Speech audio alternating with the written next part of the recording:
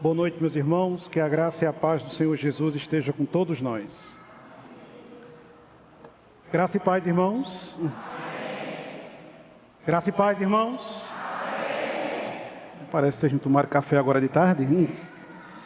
É uma imensa alegria estarmos reunidos na presença do Senhor para juntos o adorarmos, o bendizermos, o engrandecermos na beleza da sua santidade. Também saudar aqueles que estão acompanhando-nos pelas transmissões da igreja, que Deus os alcance nesta noite com a mesma graça que paira sobre nossas vidas aqui neste lugar. Vamos abrir as Escrituras no livro de Hebreus, capítulo 4. Nós vamos fazer a leitura do verso 14 até o verso de número 16. Hebreus, capítulo 4, do verso 14 ao verso 16. Nós estamos em uma série de exposições na carta de Hebreus. Você que visita-nos pela primeira vez, pode conferir os sermões anteriores no canal da nossa igreja ou pelo Spotify da mesma. Conforme você achar o texto, se você puder, eu lhe convido a se colocar de pé em reverência à palavra do Senhor. Hebreus capítulo 4, do verso 14 ao verso 16. Assim nos diz as Sagradas Escrituras. Tendo, pois, a Jesus, o Filho de Deus, como grande sumo sacerdote, que penetrou os céus, conservemos firme a nossa confissão. Porque não temos sumo sacerdote que não possa compadecer-se das nossas fraquezas. Antes, foi ele tentado em todas as coisas, à nossa semelhança, mas sem pecado.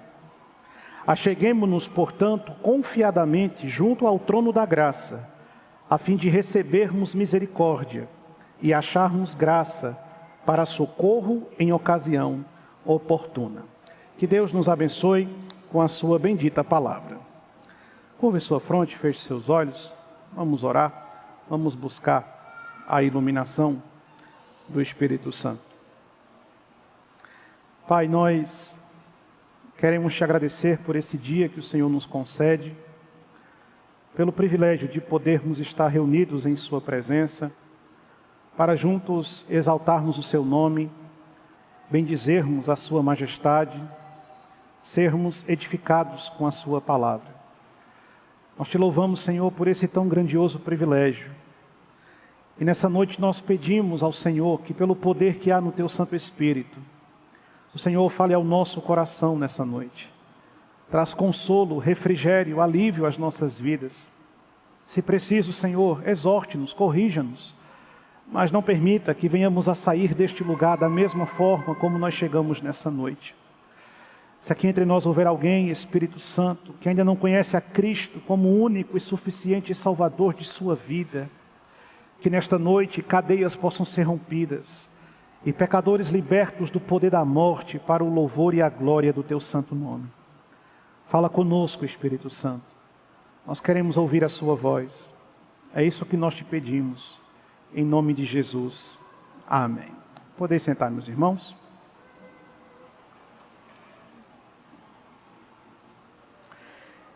Existe misericórdia no Santo dos Santos. Chegamos aos versículos finais do capítulo 4. A primeira parte desse capítulo mostrou-nos a preciosa teologia do descanso. O autor do livro sagrado, como é seu hábito e costume, fazendo uso de diversas passagens veterotestamentárias, apresentou-nos uma preciosa doutrina consistente na mensagem de Cristo, embasada pelo discurso dos profetas e ratificada pelo ensino apostólico, de que Deus tem o anseio e o objetivo de que nós descansemos. Um descanso que tem uma perspectiva presente neste exato contexto e um descanso que ao mesmo tempo toma proporções futuras, escatológicas do porvir. Deus deseja que nós descansemos hoje e deseja que neste descanso nos lembremos do descanso por vir, nos prometido na sua palavra e nos garantido pela obra de Jesus Cristo. No final do 4º capítulo, ele então vai encerrar o seu pensamento a respeito da proposta do descanso e vai inaugurar um tema que irá preencher os próximos capítulos praticamente até o final do livro. Ele irá nos falar sobre Cristo e o seu ofício sacerdotal. E nesses versos que acabamos de ler, irá nos mostrar Cristo como um sumo sacerdote, e mais uma vez fazendo uso de linguagem veterotestamentária, apresentando-nos Cristo como um sacerdote que adentra o lugar santíssimo, a fim de intermediar o relacionamento dos pecadores e Deus. Mas de forma muito diferente daquilo que acontecia nos tempos veterotestamentários, Cristo, na figura de sumo sacerdote, oferece-nos uma certeza inabalável de que nele e por meio dele nós iremos gozar verdadeira graça. Na antiga aliança, uma vez ao ano, o sumo sacerdote tinha o dever, estabelecido pela lei mosaica, de adentrar aquele local dentro do templo ou dentro do tabernáculo que se chamava Santo dos Santos. O local em que a arca era guardada, protegida, separado dos demais espaços do templo por uma cortina, e somente uma vez ao ano, e apenas o sumo sacerdote podia adentrar aquele lugar para oferecer sacrifícios pela expiação de todo o povo de Israel. No entanto, se este dia era aguardado com muita expectativa, também era um dia cheio de temores e preocupações. Pois caso esse sumo sacerdote adentrasse nesse local, não atendendo às prerrogativas estabelecidas por Deus na sua lei, ou trazendo consigo algum tipo de mancha, de mácula, de culpa e pecado, Deus rejeitaria aquele sacrifício e ele certamente seria punido com a morte e a destruição. Pela simples razão de que Deus não suporta e não tolera na sua presença o pecado. O pecado provoca repulsa no Senhor e o pecado não pode prevalecer diante do Senhor. E é por isso que o sumo sacerdote é uma figura tão importante na antiga aliança. Ele representa o povo diante de Deus e ele representa Deus perante o povo. Ele tem esta figura mediadora, intermediária.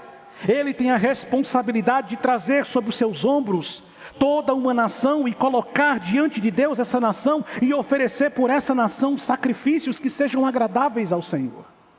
Essa responsabilidade era tamanha, e este dia certamente preenchia o coração de todo Israel com muitas expectativas. Mas naqueles tempos, certamente em algum momento algum sacerdote falhou. E nos nossos dias?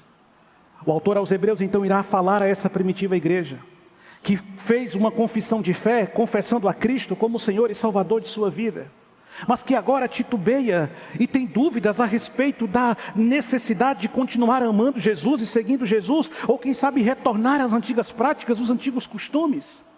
Uma igreja que olhava para o templo estabelecido em Jerusalém e via em toda a pompa daquele templo e em toda a suntuosidade que cercava a figura sacerdotal algum tipo de atrativo para antigas práticas que lhe trouxessem alguma espécie de esperança. Mas o que é que o autor irá nos mostrar? Ele irá nos mostrar que no Santo dos Santos, hoje, existe misericórdia. E esta misericórdia está personificada em Cristo. Por meio de Cristo e para Cristo, nós podemos estar diante de Deus. Eu quero que você deixe a sua Bíblia aberta em Hebreus capítulo 4, dos versos 14 até o verso 16. Eu quero percorrer esse texto com você nessa noite e junto com você compreender a misericórdia presente no Santo dos Santos. O verso 14 nos traz uma preciosa verdade. Veja o que ele diz: tendo, pois, a Jesus, o Filho de Deus, como grande sumo sacerdote, que penetrou os céus, conservemos firme a nossa confissão. Ele começa então afirmando que nós cristãos fizemos uma confissão. Sim, no dia em que nós fomos tocados pela graça redentora do Senhor, no dia em que nós fomos alcançados pelo Evangelho da Graça, nós abrimos os nossos lábios e verbalizamos aquilo que o Espírito Santo fez em nosso coração. E então nós proclamamos com os nossos lábios que Jesus Cristo é o Senhor das nossas vidas e é o Filho de Deus, o nosso Pai. Nós reconhecemos a autoridade de Cristo sobre nossa vida, nós reconhecemos a autoridade de Cristo sobre a criação, e nós afirmamos que Cristo é o nosso Senhor e o seguiríamos por todos os dias de nossa caminhada, até que Ele voltasse ou nos levasse para junto de si. Esta confissão reunia em si todos os elementos presentes do Evangelho e todas as verdades máximas que o meu coração, transformado pelo Espírito Santo, era capaz de proferir, chamando Deus de verdadeiro Pai. Esta confissão, no entanto, estava sendo ameaçada, porque os cristãos de Jerusalém olhavam para o templo e viam na figura do sumo sacerdote que assistia no templo uma lembrança e uma espécie de convicção e certeza de que aquele modelo era o assertivo e o correto. Mas o autor sagrado começa dizendo: nós também temos um sumo sacerdote. O cristianismo também está sob uma estrutura sacerdotal.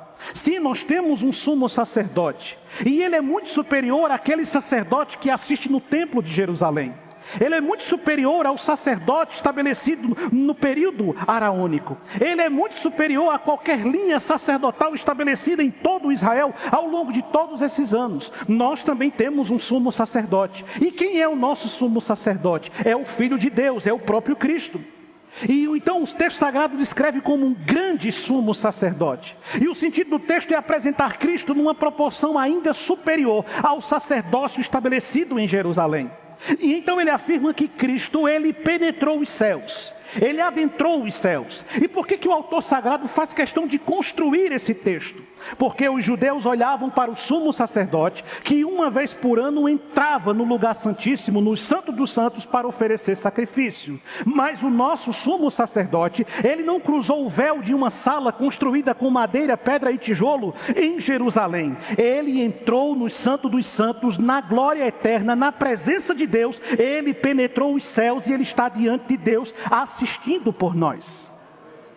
Percebe? Ele está afirmando que Cristo, o nosso sumo sacerdote, penetrou a eternidade, está diante do Senhor. Nós temos um poderoso mediador, e esse mediador se chama Jesus Cristo. Nós temos um poderoso mediador que não está nos assistindo aqui nessa terra. Eu não sou o seu mediador, e não existe entre os homens quem quer que possa se apresentar como seu mediador. O nosso mediador é Jesus Cristo, e Ele está diante do Eterno, assistindo por nossas almas, e ministrando aos nossos corações, e zelando pela nossa existência. Ele começa então dizendo que Cristo, o sumo sacerdote dos cristãos, penetrou os céus, está diante do Pai, goza da presença de Deus e está lá exercendo o seu legítimo sacerdócio. Se você já se interessou em ler alguma coisa sobre cristologia, você já deve ter aprendido que Cristo, ele reúne pelo menos 3 ofícios. A Escritura nos diz que Cristo, ele é profeta. A Escritura nos diz que Cristo também é rei. E a Escritura também nos diz que Cristo é sacerdote. Sim, nós temos um legítimo mediador, nós temos um verdadeiro mediador, e este mediador, ele tem autoridade e legitimidade para estar diante do Senhor. Quando ele penetrou os céus, ele não entrou aos céus com qualquer dúvida, receio ou temor no seu coração. Quando ele adentrou a presença da sala do trono, ele não levava consigo qualquer tipo de sentimento de obscuridade, muito pelo contrário. A Escritura nos descreve Cristo adentrando e penetrando os céus, e ele faz isso de cabeça erguida, com poder e autoridade. Por quê? Porque ele é o Cordeiro de Deus que tira o pecado do mundo, e ele morreu numa cruz para nos salvar. Compreende o que o autor está dizendo? Nós temos um mediador. Eu não preciso de nenhuma outra figura a quem eu vou recorrer. Eu não preciso de nenhuma criatura mística a quem eu vou fazer promessas. Eu não preciso de ídolos a quem eu vou me ajoelhar suplicando favores. Eu não preciso de homens a quem eu vou buscar pedindo a esses homens que façam uma oração especial pela minha vida. Não, eu tenho Cristo, e Cristo está diante do Pai, e eu estou diante de Cristo, e por meio do Espírito eu posso adentrar a presença de Deus. Entende? Ele é o nosso sumo sacerdote, nosso poderoso mediador. Em Hebreus capítulo 7, no verso 25, o autor sagrado diz, o mesmo autor sagrado diz: por isso também pôde salvar totalmente os que por ele se chegam a Deus, vivendo sempre para interceder por eles. O que é que Cristo está fazendo neste exato momento por nossas vidas? Cristo está neste exato momento à destra do Pai, intercedendo pela minha vida e pela sua vida. Cristo está orando pela minha alma e pela sua alma. Cristo está clamando a Deus pela minha existência e pela sua existência. Cristo está diante do Senhor, rogando ao Senhor, intercedendo ao Senhor e dizendo ao Senhor que o sangue dele nos justificou de toda culpa e nos lavou de todo pecado. Neste exato momento, Cristo está diante do Pai, porque Ele vive e existe para interceder por todos nós.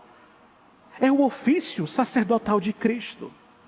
Sim, Cristo está rogando pelas nossas vidas. E Cristo não é um mediador entre muitos mediadores que possam existir. Não. Cristo não é um mediador entre uma possibilidade de mediadores que você possa procurar. Eu conheço gente que na sexta-feira vai para o terreiro de macumba, no domingo de manhã vai para uma missa e domingo à noite está numa igreja, num culto e vai dormir tranquilo, tendo certeza que já tapou todos os buracos. Só não tapou o buraco do inferno ainda, que está esperando você. Não, eu não preciso buscar nenhum outro mediador, sabe por quê? Eu conheço o único mediador e ele se chama Jesus Cristo. Em 1 Timóteo, no capítulo 2, no verso 5, o apóstolo Paulo disse: porquanto há um só Deus e um só mediador entre Deus e os homens. E quem é? Cristo Jesus, o homem. Sim, nós temos um mediador, e o nosso mediador se chama Cristo. Então eu me coloco diante de Cristo, e eu rogo a graça de Cristo, e eu peço a compaixão de Cristo. E Cristo está intercedendo pela minha vida, intercedendo pela sua vida. Neste exato momento, Jesus executa um ministério sacerdotal, mediador pela minha e pela sua alma. Porque os padrões de Deus não mudaram. Deus não deixou de ser o Deus do Antigo Testamento. E é por isso que o autor de Hebreus, ele faz questão e ele tem a necessidade de usar o tempo todo uma linguagem que se espelha no Antigo Testamento. Porque o Deus do Antigo Testamento não tolerava pecado. O Deus do Antigo Testamento não admitia que o sumo sacerdote tivesse culpa ao entrar na sua presença. O Deus do Antigo Testamento exigia o sacrifício de animais para purificar os pecadores dos seus pecados e justificá-los de suas iniquidades. E o Deus do Novo Testamento continua exatamente assim. E é por isso que o autor sagrado começa nos mostrando como Deus não mudou, as suas exigências também não mudaram. Louvado seja Deus, porque nós temos um sumo sacerdote que atende às expectativas do Senhor, que media diante do Senhor, que satisfaz os anseios do Senhor, é o nosso glorioso Cristo. Ele está diante de Deus agora, intercedendo pelas nossas vidas, rogando pelas nossas vidas, colocando nossas vidas diante de Deus. Lembra do que Jesus disse para Pedro? Pedro, essa noite o diabo pediu a tua alma. Mas sabe o que eu estava fazendo, Pedro? Uma coisa que tu não sabe fazer. Eu estava orando por você. Eu estava intercedendo por você. Jesus é o nosso mediador. E nós temos que compreender isso. Ele é aquele que zela pela nossa vida. Ele começa dizendo: nós temos um sumo sacerdote. Nós temos um sumo sacerdote. Ele se chama Jesus Cristo. Por que ele precisa ressuscitar essa verdade? Porque os cristãos de Jerusalém eram criticados pelos judeus que afirmavam: esse povo não é legítimo. Porque esse povo não tem sacerdote. Esse povo não tem sumo sacerdote. E aí o autor aos Hebreus refuta essa acusação dizendo muito pelo contrário. Nós temos um sumo sacerdote e precisamos de um sumo sacerdote. Só que ele não é Paulo, só que ele não é Pedro, só que ele não é João, só que ele não é Luiz Galdino. Então quem é o sumo sacerdote? É Jesus Cristo.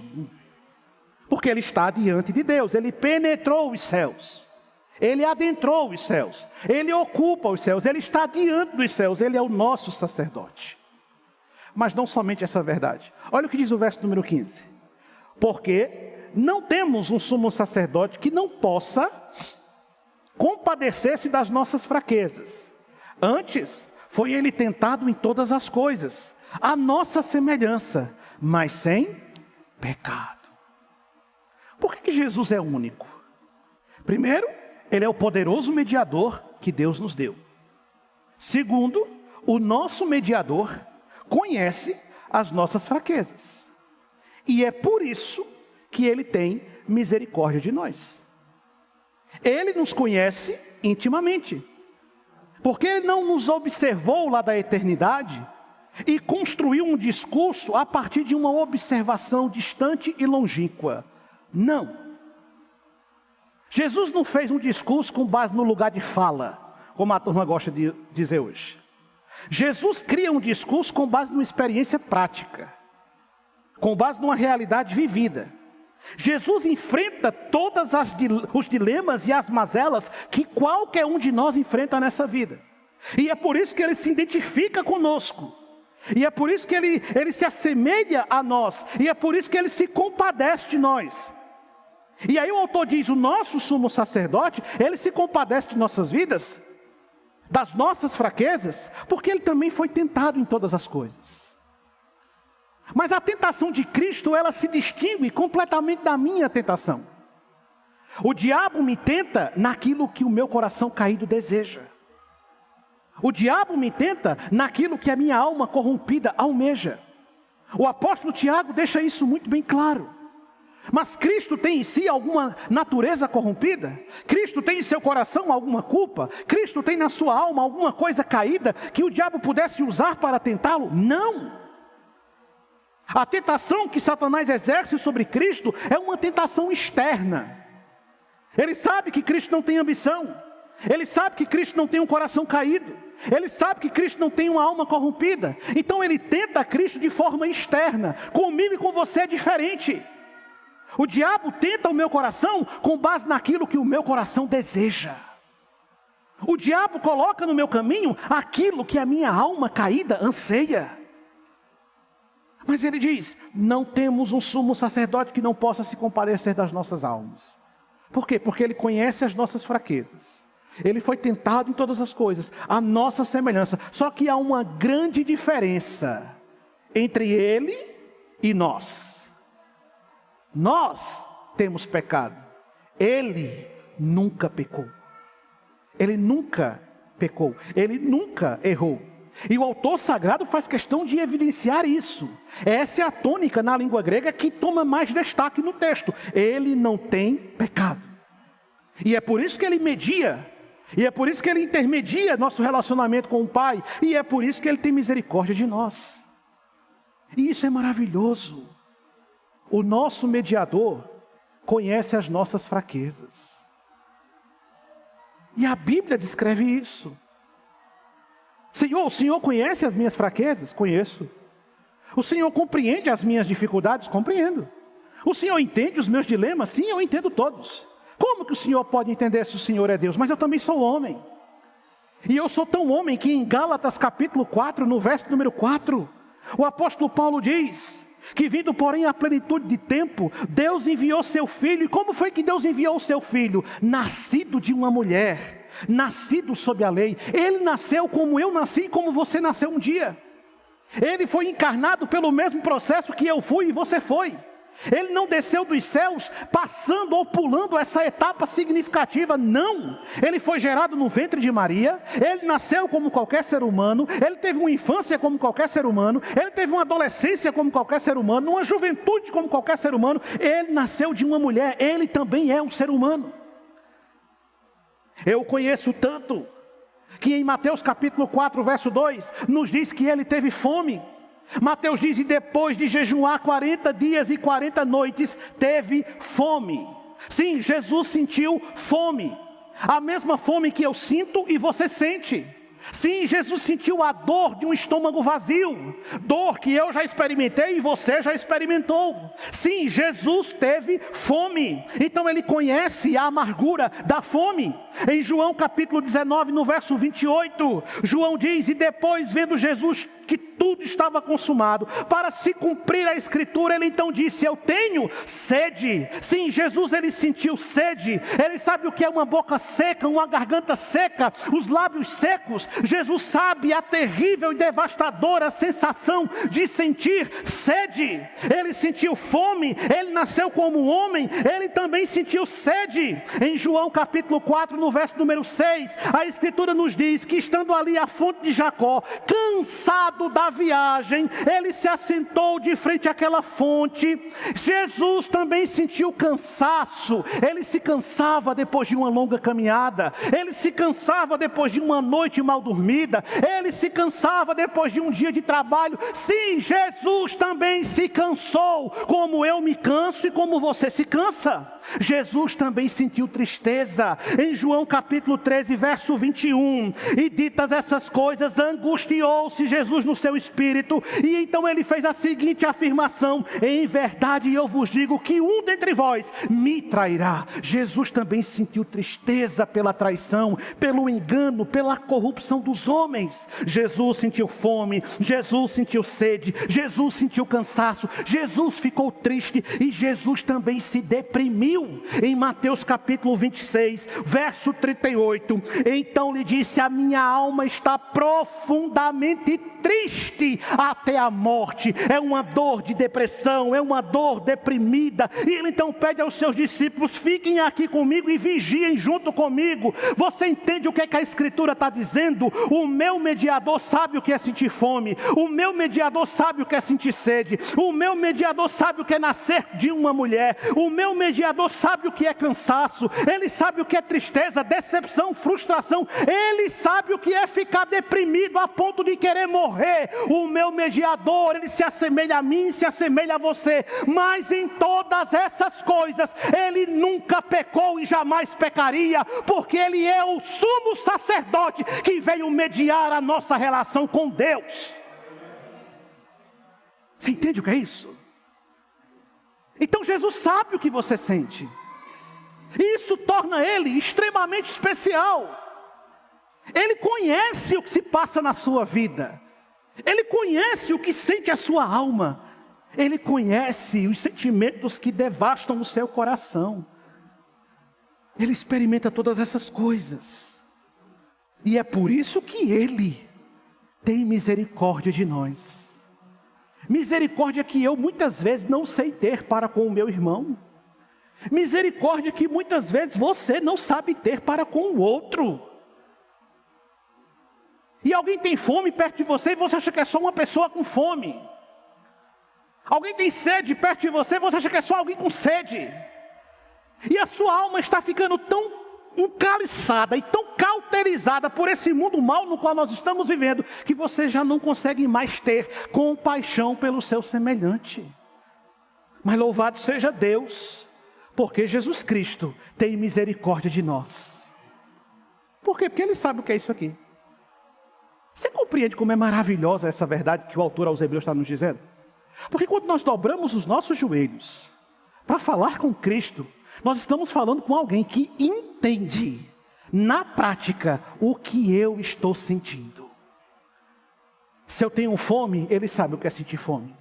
Se eu tenho sede, Ele sabe o que é sentir sede. Se eu estou cansado, Ele sabe o que é se sentir cansado. Se eu estou deprimido, depressivo, sim, crente tem depressão. E não é espírito imundo, não é obra do diabo, não. Jesus ficou triste até a morte. Elias se enfiou dentro de uma caverna e queria morrer. Mas Deus não desistiu de Elias, foi arrancado lá de dentro. E Deus não desamparou seu filho, e Deus não desampara você. Mas quantas vezes eu cresci ouvindo: depressão é coisa do diabo. Eu ouvi isso muitas vezes. E ainda tem muita gente que escuta isso nos nossos dias. Não. Você pode ficar deprimido, mas a depressão não vai te vencer, porque o teu mediador se chama Jesus Cristo. E Ele sabe o que você está sentindo. E isso é fantástico. Isso é maravilhoso. E isso é único. Eu me coloco diante de um Deus que entende as minhas angústias. Eu me coloco diante de um Deus que compreende os meus dilemas. Eu me coloco diante de um Deus que entende as minhas frustrações. Olha o que o livro de João disse. ele se entristeceu, angustiou-se. Por quê? Porque um dos seus discípulos iria traí-lo. Jesus ficou chateado demais, triste demais, porque Judas iria traí-lo. Você entende? Jesus experimenta essas coisas, como eu e como você.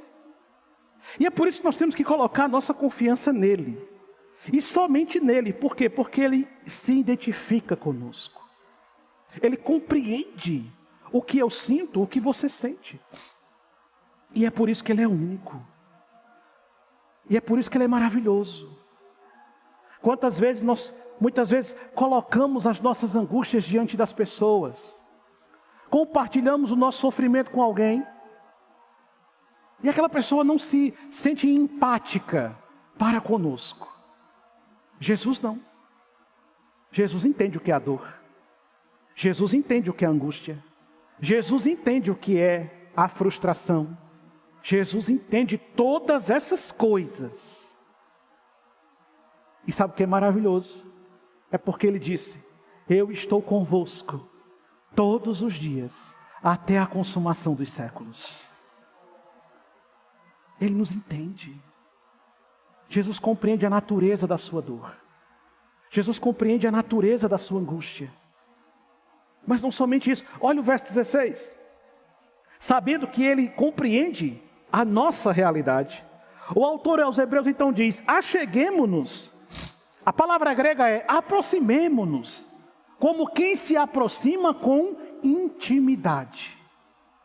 Se achegar diante dele, como quem tem um profundo relacionamento com ele. Não é aquela aproximação do estranho. Quando você vai se aproximar de uma pessoa que você não conhece, como é que você chega? Abraçando aquela pessoa? Tratando aquela pessoa com intimidade? Não, geralmente quando você vai se relacionar com alguém com quem você não tem intimidade, você usa todo um discurso formal. Mas quando existe um elo de intimidade, certas burocracias relacionais, elas simplesmente não existem. Não é assim? Quando você foi a primeira vez na casa da sua sogra, você não passava da porta antes dela dizer entre.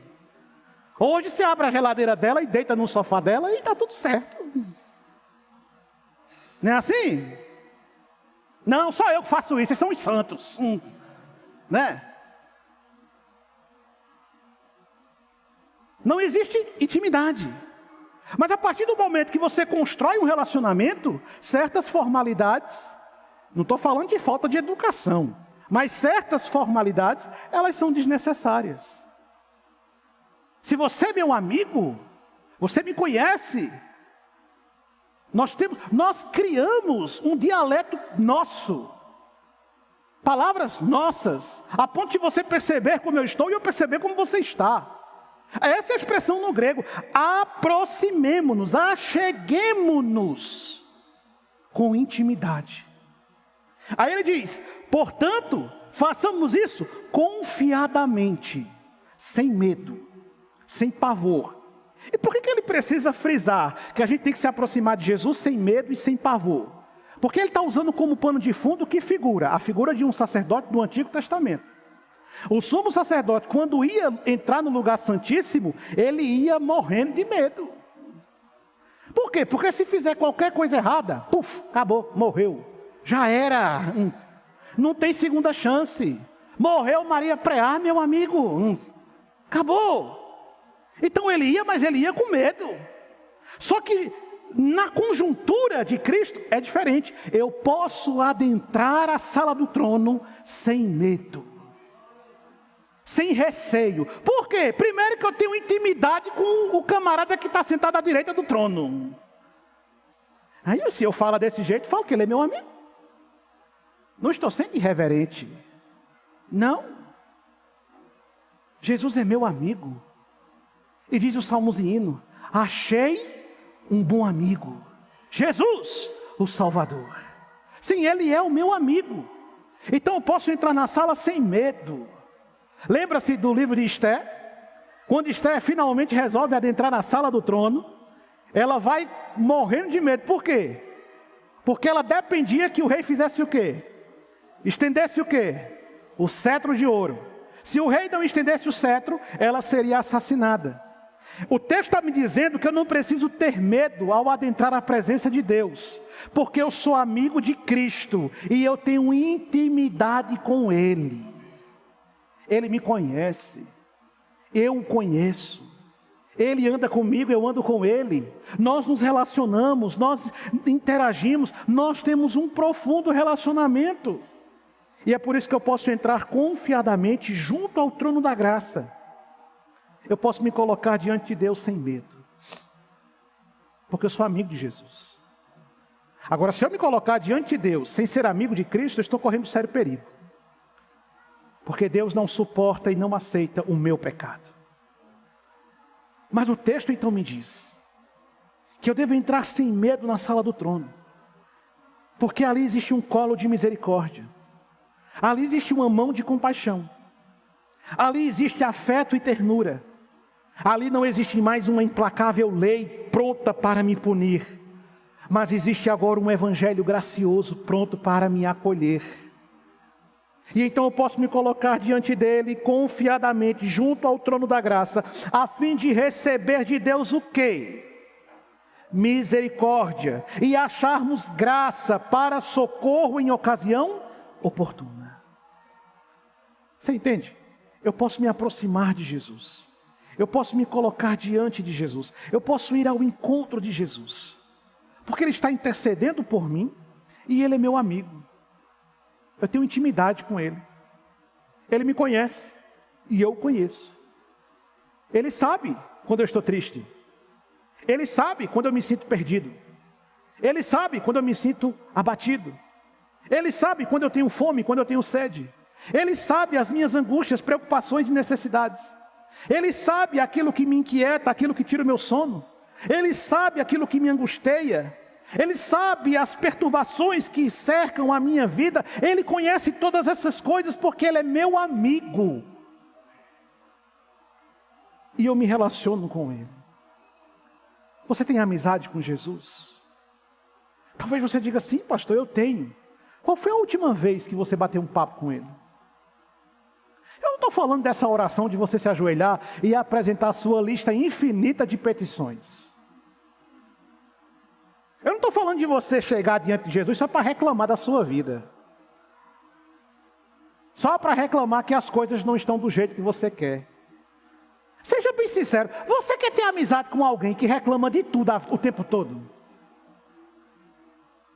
Você quer estar perto de alguém que se queixa da vida a hora toda, da hora que acorda até a hora que vai dormir, é reclamando de tudo. Você senta para comer com alguém que vive insatisfeito com tudo? Não. Jesus não quer apenas ouvir as suas reclamações. Jesus não quer apenas ouvir as suas petições. Jesus também quer no fim do dia ouvir como foi o seu dia.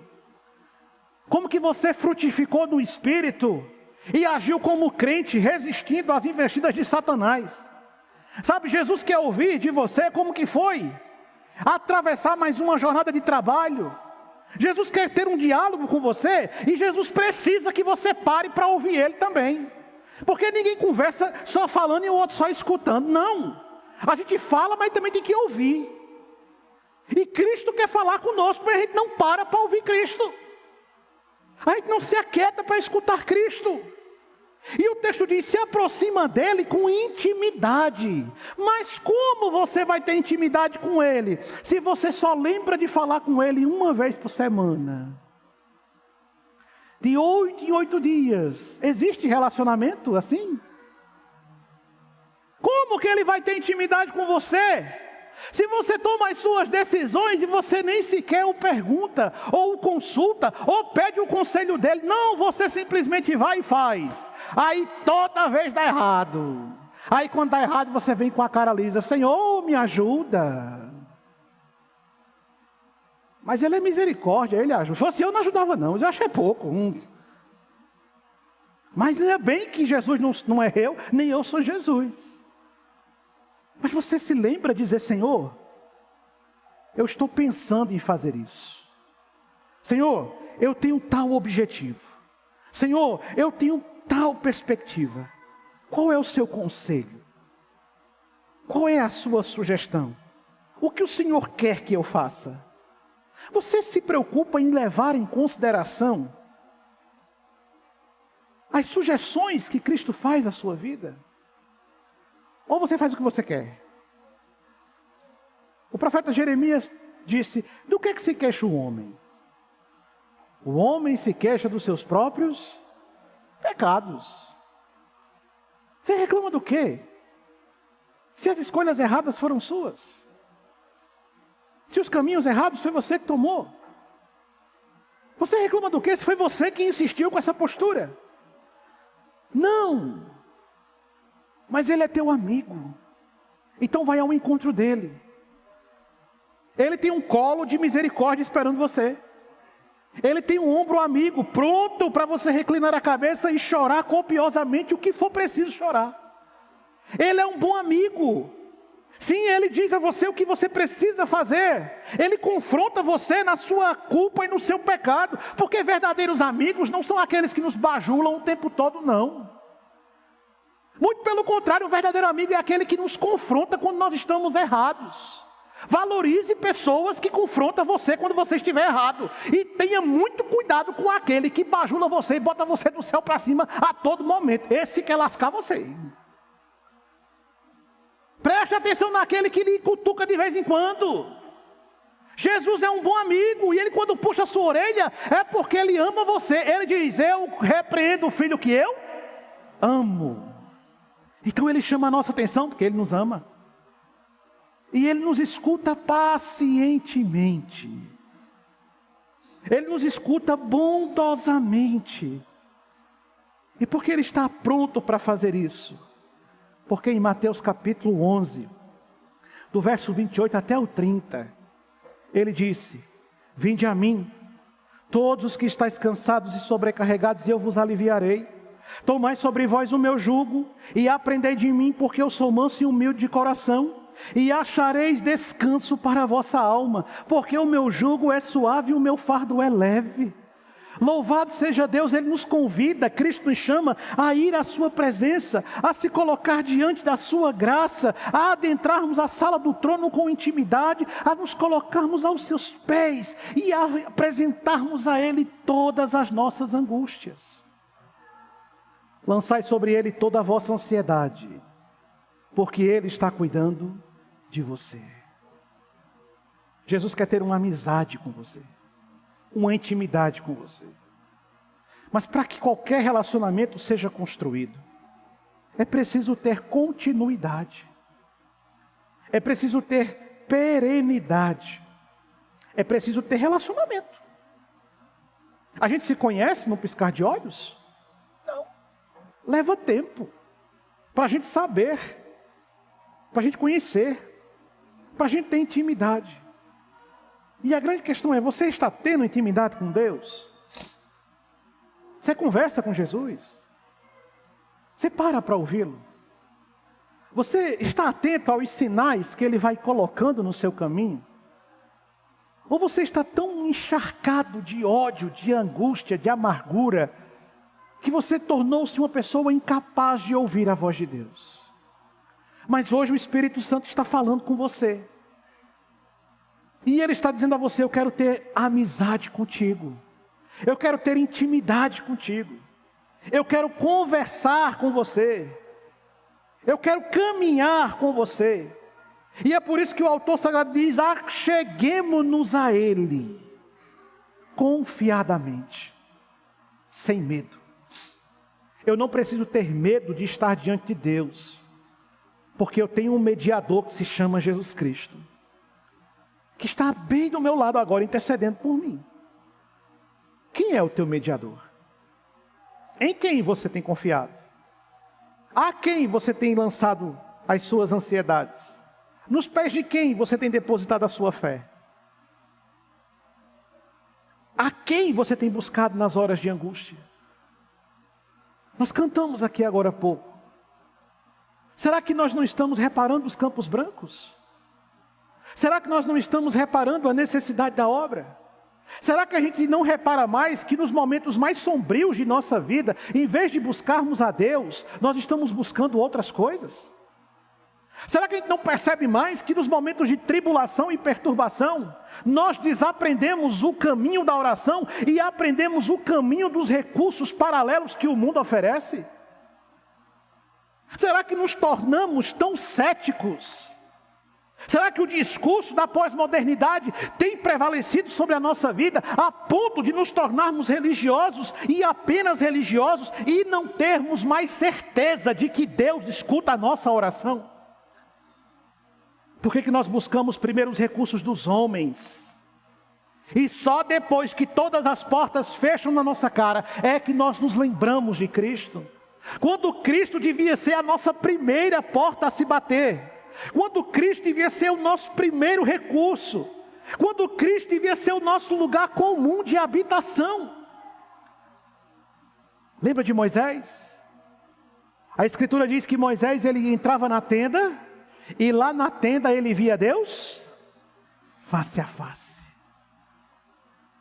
Deus tem intimidade com Moisés. Compreende? Qual o nível de intimidade que nós temos tido com o Senhor? Meu irmão, se você achar que a sua relação com Deus se limita a uma vez por semana você está em um culto, que relacionamento medíocre é esse? E no resto dos dias, nós buscamos a Cristo, nós vamos ao encontro de Cristo, nós nos estabelecemos aos pés de Cristo. É preciso que nós tenhamos comunhão com Ele. Moisés o via face a face. E você? Você consegue ver Jesus? Você consegue encontrar Jesus? Você perde o sono? Para dormir você toma psicotrópicos. Por que você não vai orar? Eu não estou dizendo que a oração vai resolver o seu problema de insônia. Mas vai você ficar deitado com os olhos arregalados, secando, mergulhado nas suas preocupações. Você não segue o conselho de Spurgeon? Ele disse, pega todas as tuas preocupações e transforma isso em motivos de oração. E vai buscar a Deus. Sua família está se destroçando. Em vez de você buscar primeiro os terapeutas da terra, por que você não leva a sua família aos pés de Cristo? Seu casamento está se destruindo.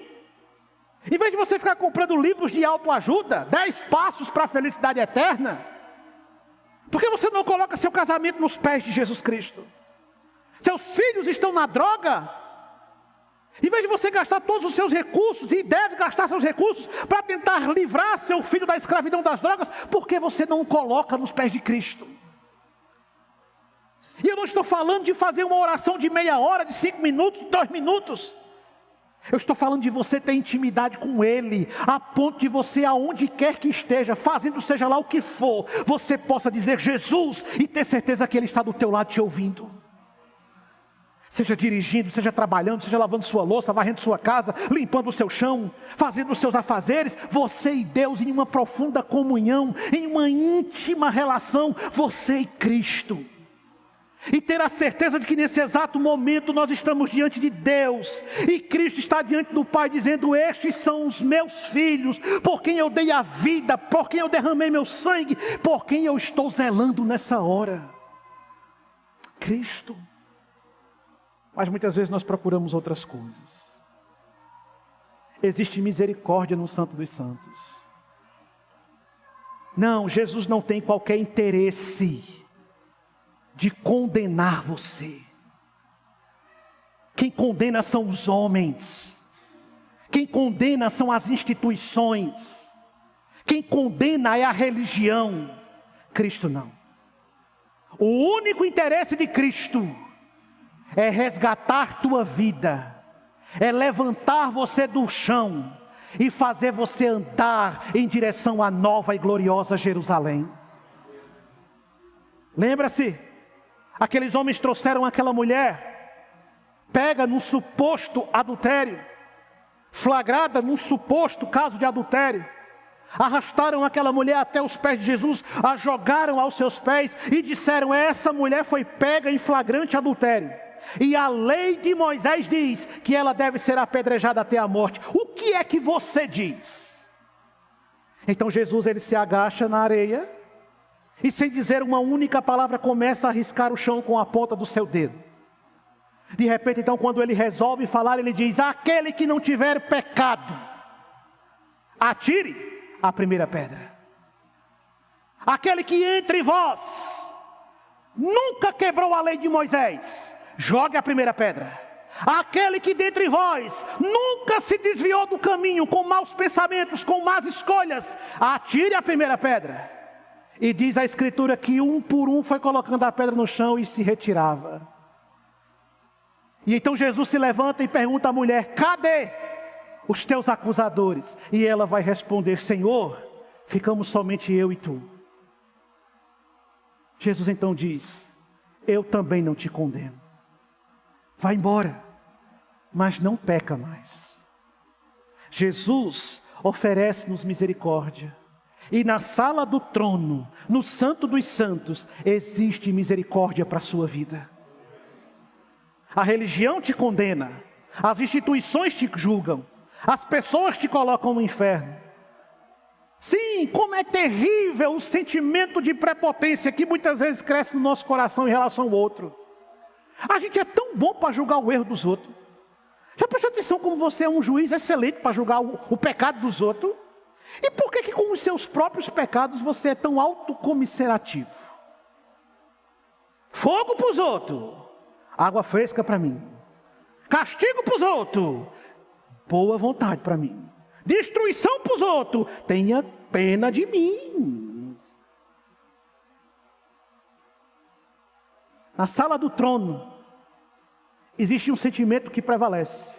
É o sentimento de misericórdia. Jesus tem misericórdia de você.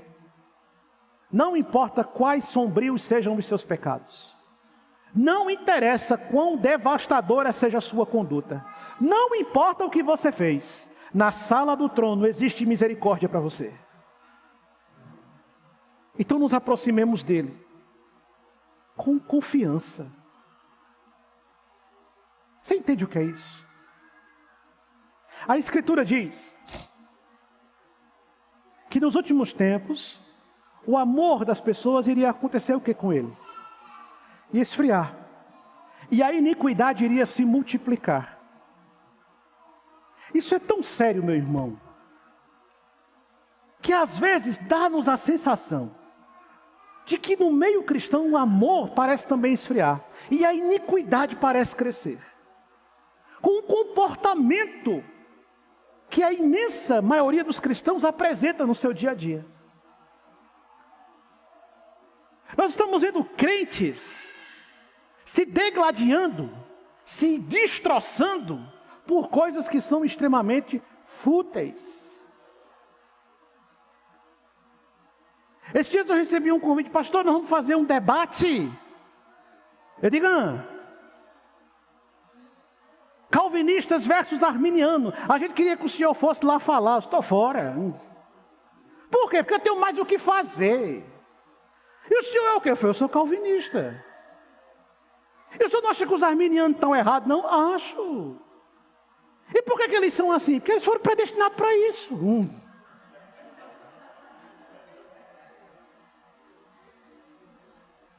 Eu não vou brigar com essas coisas. Quem me salvou não foi João Calvino. Quem salvou não foi Jacó Armínio. Quem salvou calvinistas e arminianos foi o sumo sacerdote chamado Jesus Cristo. Agora, se você quer se degladiar na defesa de sua pseudo-teologia bíblica, você vai brigar, eu tenho mais o que fazer. Porque enquanto vocês estão brigando com essas futilidades, tem um monte de gente precisando escutar que Jesus Cristo é o caminho, a verdade e a vida. Hoje fazem 8 dias que um grande comunicador foi sepultado. E a comoção foi gigantesca nas redes sociais, de norte a sul. E as pessoas expressando o seu sentimento saudoso. legítimo. Mas acredite você, eu vi pastores usando deste acontecimento para sorver veneno travestido de evangelho, afirmando enfaticamente que a tal personalidade foi direto para o fogo do inferno. Aí quando alguém retrucou, aí a resposta do pastor foi: o evangelho tem que ser pregado em qualquer tempo. Mas a Bíblia diz que a verdade dita sem amor, ela faz o quê? Ela mata. Porque doutrina sem graça é legalismo. E amor sem ensino é anarquia. E eu não tenho autoridade para dizer se ninguém foi para o céu ou foi para o inferno. Porque o único que eu conheço que bota alguém no céu ou tira do inferno se chama Jesus Cristo. E eu fico aqui. Mas o que é que nós estamos vendo? Pessoas dentro das igrejas sedentas por briga. Tem crente que já anda, parece que anda armado com uma faca nos dentes. Doido para passar o facão no pescoço do outro, por qualquer coisa, por qualquer besteira. Deus repreenda esse espírito zambeteiro que está na sua vida. Não, a gente não está aqui para ficar brigando, discutindo, se degladiando. A gente está aqui para amar e servir um ao outro. Amém, igreja? E vai ser assim. E aqui calvinista é bem-vindo, arminiano é bem-vindo, vai conhecer a graça. Aqui todo mundo é bem-vindo. Eu não quero saber se você foi batizado por imersão, por aspersão, no rio, na praia, na lagoa. Eu não quero saber se você é do fogo, do gelo, da água, seja do que você for. Eu não quero saber se você fala a língua, se você não fala. Eu quero saber se você crê em Jesus Cristo como o único, suficiente Salvador de sua vida. E se você o reconhece como seu sumo e perfeito sacerdote. E se você vai morar no céu como eu vou, está tudo certo. E quem quiser ficar brigando por aí, fica, eu tenho mais o que fazer. As coisas estão tão loucas. Para muita gente eu sou um reformado gelado. E para outros eu sou um pentecostal de fazer fogo cair. E você acha que eu vou ficar preocupado dando explicação para quem quer que seja? Meu amigo, eu sou do fogo, eu sou do gelo, eu sou quase um super saiyajin, meu camarada. Eu estou com Jesus Cristo, meu filho. Não me envergonho do evangelho, pois ele é o poder de Deus. O evangelho que transforma, que salva, que cura, que liberta. O evangelho que restaura, o evangelho que muda. O evangelho que me diz nessa noite: no santíssimo lugar existe uma fonte transbordante de misericórdia. E não importa quais sejam os meus pecados e as minhas culpas, quando eu entro naquele lugar, eu vejo a face de Cristo sorrindo para mim. E nisso eu posso descansar. E nisso eu posso ter paz. E nisso eu sinto segurança bendita. Porque Jesus Cristo está comigo. Entende, meu irmão? Não vamos deixar que o destempero do mundo no qual nós estamos vivendo afete a nossa vida cristã. Não vamos permitir que o descontrole emocional dessa terra caída e corrompida corrompa os nossos valores cristãos. E vamos aprender a ter misericórdia. Misericórdia do mais fraco. Misericórdia daquele que está ali capengando. Às vezes eu escuto: pastor, por que você não faz alguma coisa? Eu estou fazendo. O que? Eu estou tendo misericórdia. Porque não está nas minhas mãos mudar quem quer que seja. Mas Cristo é misericórdia. Você faz noção do que é andar 3 anos com uma pessoa feito Pedro? Como é que era Pedrinho? Pedrinho era uma pessoa maravilhosa, não era? Na comitiva de Jesus. Era uma pessoa fantástica, Pedrinho. Pedrinho, quando não era 8, era 80. Jesus disse: vamos orar. Ele cochilava. Na hora que os soldados chegaram, ele arrancou a orelha do cabo. Destemperado. Pedro era uma pessoa tão bacana que Jesus chamou ele de Satanás. E hoje eu não posso nem chamar o caba de miserável, que tem gente que fica com raiva. João Batista chamava de raça de víbora. Olha que maneira maravilhosa de começar o sermão. Graça e paz, raça de víbora. Quem ensinou vocês a fugir da ira vindoura? Olha que coisa, que forma fantástica de começar a pregação. Você entende? Jesus é fonte de misericórdia. Jesus conviveu com Pedro, sabendo quem era Pedro. Jesus não desistiu de Pedro não, mesmo Pedro sendo Pedro. Ele não desistiu de Pedro porque ele não desiste de ninguém. Deus não desiste de você. E é por isso que você está aqui hoje, porque o Espírito Santo quer deixar isso bem claro para você. Ele quer ter com você uma intimidade profunda. Ele quer ser o seu verdadeiro amigo. E Ele quer que você entre na presença dEle sem medo, confiante de que Ele é uma fonte inesgotável de misericórdia. Eu achei um bom amigo, Jesus o Salvador. Na sala do trono, no Santo dos Santos, existe uma fonte profunda de misericórdia. Então não perca essa oportunidade. Coloque-se diante do Senhor. Coloque sua vida aos pés de Cristo. Curve-se diante de Cristo. E se aproxime de Cristo como quem se aproxima de um amigo. Porque ali é um lugar de misericórdia. Os homens te condenam. As instituições te condenam. As pessoas te apontam. Mas Jesus te oferece a mão da misericórdia.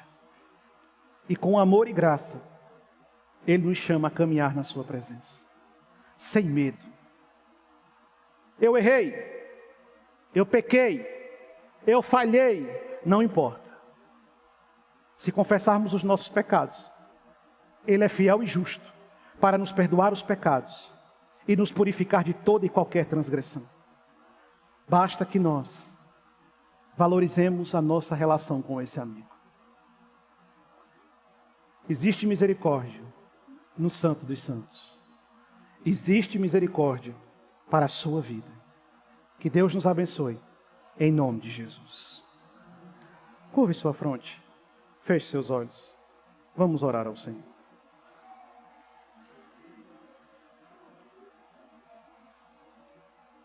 Querido Deus, nós estamos aqui mais uma vez. Nós estamos no lugar santo, diante dos Teus olhos. Nossa vida, ela está explícita diante do Senhor. E as áreas mais profundas do nosso ser estão patentes aos Seus olhos nesse momento. Nós estamos em uma longa jornada, Senhor. Nossos pés estão cansados. O Senhor sabe o que é sentir os pés cansados. Nós estamos famintos, sedentos, entristecidos. O Senhor sabe exatamente o que são esses sentimentos. Quem sabe, Senhor, a nossa alma está profundamente triste, a ponto de desejar a morte. Nossas forças foram embora. Nos sentimos sozinhos, esquecidos, abandonados. É a nossa humanidade, Senhor, gritando dentro de nós. Tu sabes, Tu conheces o mais profundo do nosso coração, Senhor. E é por isso que nesse momento nós pedimos o Seu perdão. Porque não temos visitado essa sala o quanto poderíamos. Não temos Te buscado o tanto que deveríamos. Perdoe-nos, Senhor, porque muitas vezes só viemos até aqui quando todos os nossos recursos já foram exauridos. Ó querido amigo Jesus, Não permita que essa seja a tônica da nossa relação contigo. Nos faz sentir tua presença, nos faz sentir o teu calor, nos aconchega nos teus braços, nos acomoda no teu colo, Jesus. E escuta pacientemente o nosso clamor. Renova as nossas forças nessa noite. Renova, Espírito Santo, o coração dos teus filhos. Restaura a alma que está abatida. Restaura as esperanças que foram exauridas. As forças. Traz ânimo, traz alegria, traz prazer e deleite profundo de estar na tua presença. Tira todo o temor, Senhor. Tira todas as dúvidas, todos os receios. Tira todas as agruras. Senhor, remove as acusações que estão postas diante de nós. Quantas vezes o nosso adversário nos confronta, acusando-nos, expondo diante de nós as nossas debilidades, as nossas fraquezas. Elas são reais, Senhor. Mas nesta noite, vem, sumo sacerdote, vem, glorioso mediador, e defende-nos, e acolhe-nos, e nos envolve com a tua presença. De hoje em diante, Pai, que possamos ser seus amigos, seus verdadeiros amigos, ter comunhão com o teu Espírito, ter comunhão com a tua presença, sentir a alegria verdadeira, alegria genuína, alegria inexplicável, Senhor, diante da tua presença. Nos momentos de tristeza, nas horas de angústia, nos dias cinzentos e na escuridão sombria, nós queremos estar ao teu lado, Jesus. Nos faz ter a cada momento certeza inabalável de que na tua presença há uma fonte de misericórdia, doce e preciosa misericórdia, maravilhosa graça, doce e preciosa graça. Muito obrigado, Jesus. Tu nos amastes primeiro, Tu és o nosso mediador. Ouve a nossa oração, pois nós pedimos em nome de Jesus Cristo. Amém.